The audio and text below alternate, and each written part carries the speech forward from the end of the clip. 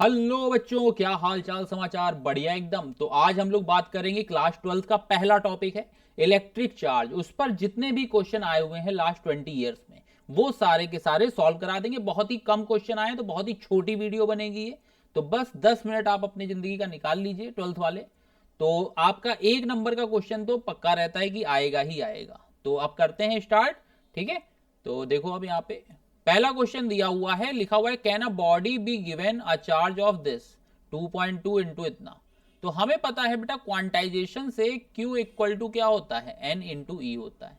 तो ये आ गया, Q की वैल्यू मान लेते हैं कि दिया गया है। अब अगर N की वैल्यू इंटीजर में आ गई तब तो ठीक है, नहीं आई तो बच्चे क्या करेंगे, पॉसिबल नहीं होगा। तो ये तुम्हारा आ गया 1.6 इंटू 10⁻19। ये कैंसिल हो गया तो n की वैल्यू आई बेटा 2.2 अपॉन 1.6। तो देखोगे तो ये डेसिमल में ही आने की उम्मीद है, तो ये हम लोग चार्ज नहीं दे सकते। ठीक है, समझ में आया? अगर यही इंटीजर में, यहाँ पे लिख देंगे नॉट इंटीजर।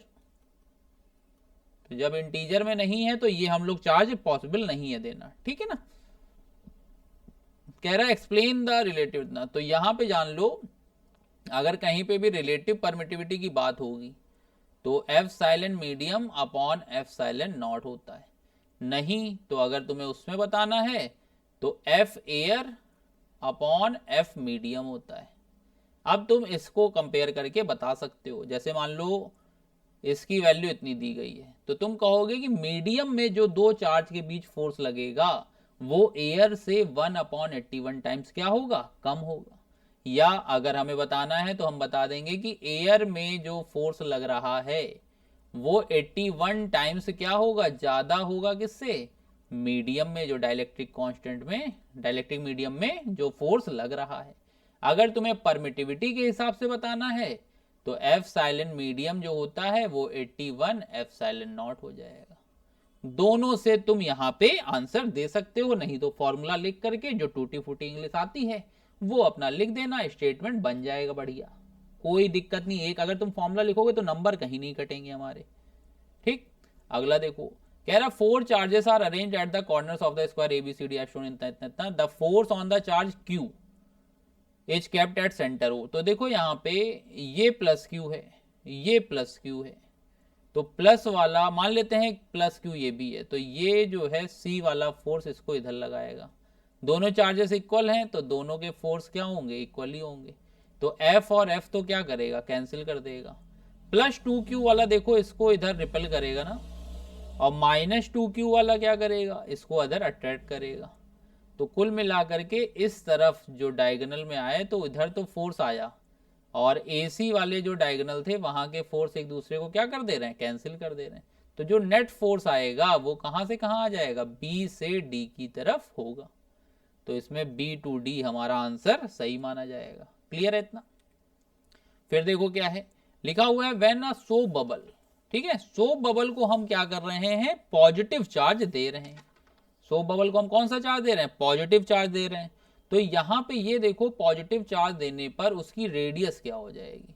तो रेडियस बेटा यहाँ पे जो होगी वो क्या करेगी, इंक्रीज करेगी। क्योंकि पॉजिटिव चार्ज जब भी सरफेस पे दिया जाता है तो पॉजिटिव पॉजिटिव को क्या करता है, रिपेल करता है। और पॉजिटिव सरफेस पे आया, पॉजिटिव सेंटर पे, तो वो रिपेल करेगा तो उसकी रेडियस को क्या कर देगा, इंक्रीज कर देगा। समझ में आ रहा है? कहीं कोई दिक्कत तो नहीं है ना। चलो फिर अगला करते हैं। लिखा हुआ है the ratio of forces between two small sphere having a constant charge q when placed in air to when placed इतना। तो यहाँ पे अभी अभी हमने बताया था कि F air upon F medium ये हमेशा कितना होता है, k अपॉन 1 होता है। ठीक है ना।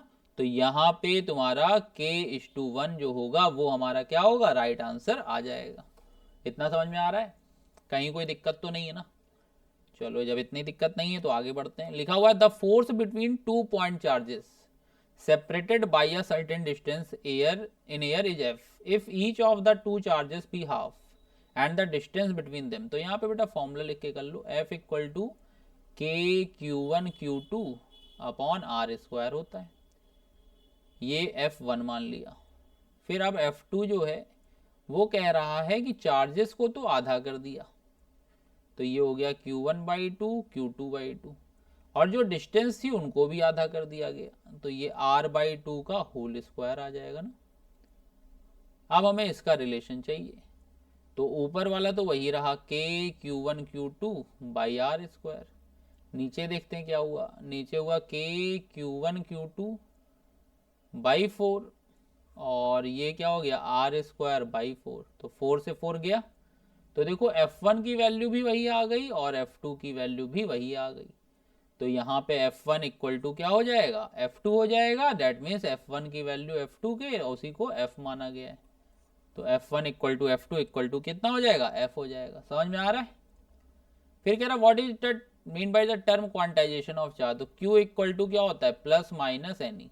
इसका मतलब किसी भी बॉडी पर जो टोटल चार्ज होता है वो इलेक्ट्रॉनों के इंटीग्रल मल्टीपल के फॉर्म में होता है। ठीक है, या तो एक इलेक्ट्रॉन जाएगा, इंटीग्रल ही जाएगा या इंटीग्रल ही आएगा। आएगा अगर इलेक्ट्रॉन तो माइनस, जाएगा तो प्लस हो जाएगा। रिलेटिव परमिटिविटी का अभी अभी देखो क्वेश्चन किया है हमने, epsilon water upon epsilon not equal to 81 होता है। तो यहाँ पे 81 एप्सिलॉन नॉट आ जाएगा। अभी अभी किया था ना, पहला क्वेश्चन यही था। फिर देखो कह रहा है बॉडी है जब पॉजिटिव है तो Q की वैल्यू जो है वो n इंटू ई है। तो 8 इंटू 10 की पावर -19 इक्वल टू 1.6 इंटू 10 की पावर -19 इंटू एन। -19 तो गया, ये कैंसिल होगा तो 5 आ गया, तो n की वैल्यू 5 इलेक्ट्रॉन आ गई। अब बताओ यहाँ पे 5 इलेक्ट्रॉन, तो इलेक्ट्रॉन पॉजिटिव चार्ज है, इसका मतलब क्या हुई है, डिफिशियंसी हुई है ना। तो यहाँ पे आ जाएगा डिफिशियंसी ऑफ 5 इलेक्ट्रॉन्स आ जाएगा। क्लियर है, इतना समझ में आ रहा है। फिर कूलम्स लॉ को वेक्टर फॉर्म में लिखना है, 1 नंबर का ही क्वेश्चन आता है, तो बहुत ज़्यादा डिटेल में जाने की ज़रूरत नहीं है। ये हो जाएगा Q1Q2 अपॉन r², यहाँ पे लगा दोगे कैप।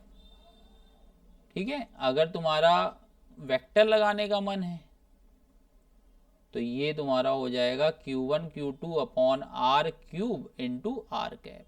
अगर कैप लगा होगा तो नीचे क्यूब होगा, और अगर मतलब एरो लगा होगा तो नीचे क्यूब होगा, और अगर कैप लगा होगा तो नीचे स्क्वायर होगा। इस बात का याद रखना पड़ेगा।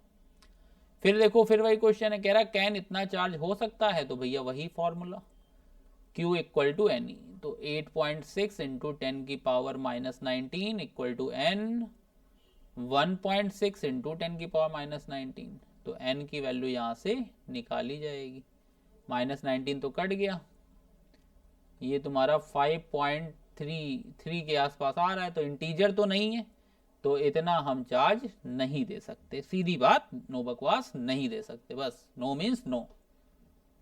तो ये हमारा जो था, देखो एक एक क्वेश्चन, एक एक नंबर के ही क्वेश्चन आते हैं इस पार्ट से, तो वो भी प्रैक्टिस हो गई, बहुत टाइम लगा नहीं। कुछ भी छोड़ के मत जाओ बेटा ये, क्योंकि और सब यूट्यूबर के चक्कर में पढ़ोगे तो कह देंगे ये इंपॉर्टेंट है, ये इंपॉर्टेंट है, आखिरी में स्क्रीनशॉट दिखा दिया जाएगा तुमको कि नहीं ये आया था, आया था। तो बेटा पूरी बुक कराएंगे तो आएगा ही आएगा ना, उसमें बार बार इतनी लंबी लंबी क्लासें लेते हैं वो लोग, तो कोई मतलब थोड़ी ना। अगर 10 मिनट 15 मिनट में हमारा मतलब सॉल्व हो रहा है, समझ में आ रहा है, तो क्या जरूरत है।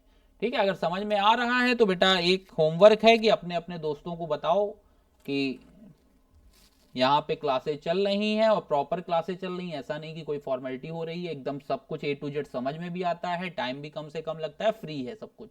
ठीक है, कोई भी 1 रुपए का चार्ज नहीं लिया जा रहा है। तो आप लोगों का होमवर्क है कि एक एक सब्सक्राइबर आप अपने अपने एंड पे लेकर के आइए अगले टर्न पे, फिर उसके बाद नेक्स्ट वीडियो आती है। तब तक के लिए बेटा good bye, take care of you, bye bye.